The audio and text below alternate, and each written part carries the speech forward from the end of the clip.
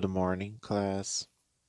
Dando continuidade às nossas atividades de língua inglesa, hoje a gente vai falar um pouquinho sobre os quantifiers countable and uncountable, que seriam os quantificadores contáveis e incontáveis.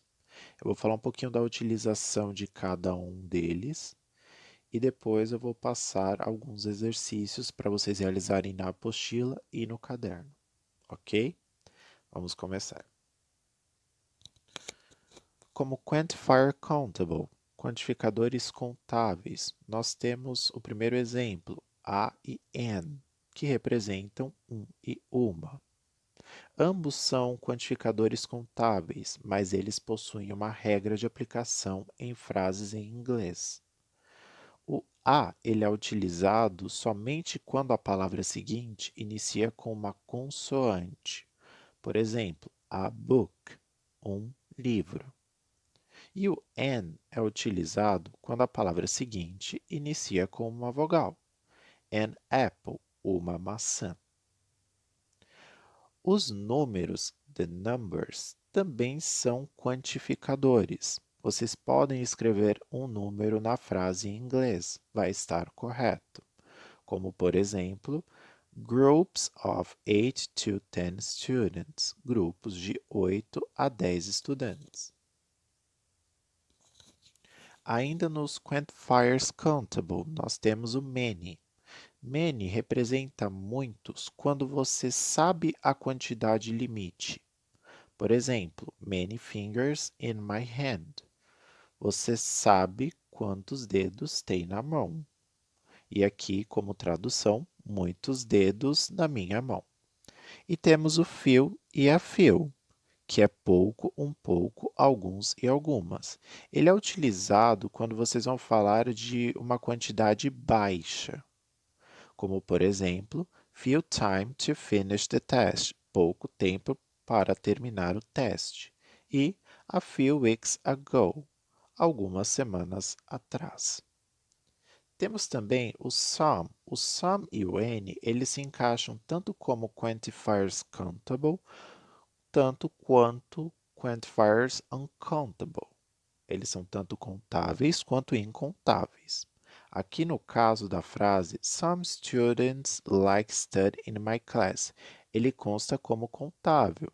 Supõe-se que o professor sabe quantos alunos gostam de estudar na classe dele. E no caso do N, any person can speak English in my class. Qualquer pessoa pode falar inglês na minha classe. Como professor de inglês, você sabe quantos alunos podem falar inglês na sua classe.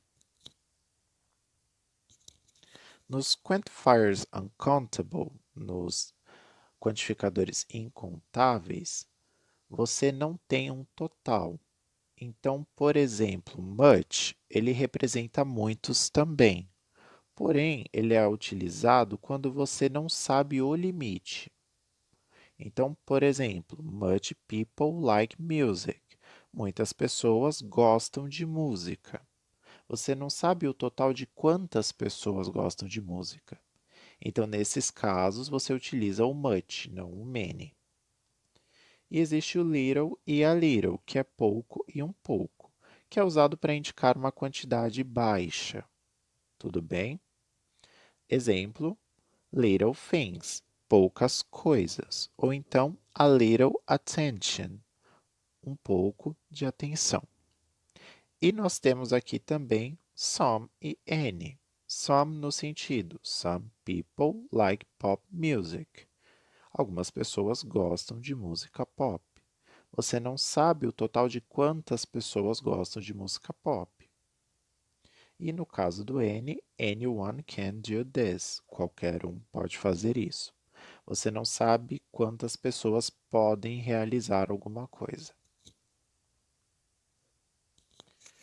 Nos exercícios, é para procurar na apostila de inglês, na page number 26, que é a 26, o exercício 3. E você vai escolher qual dos quantificadores em parênteses se encaixa melhor no espaço.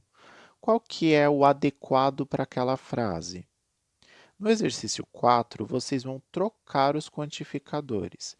Então, se é um quantifier countable, que é um quantificador contável, você vai trocar por um quantifier uncountable, que é um quantificador incontável, e vice-versa.